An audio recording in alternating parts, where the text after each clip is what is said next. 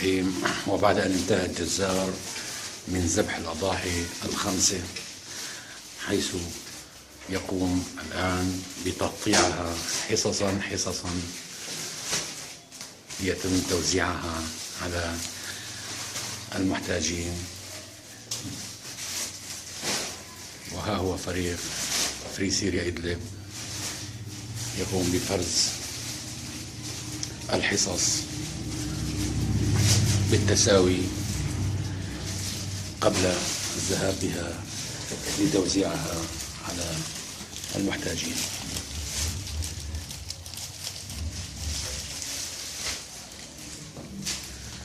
نسأل الله التوفيق وقبول هذه الأضاحي من المتبرعين،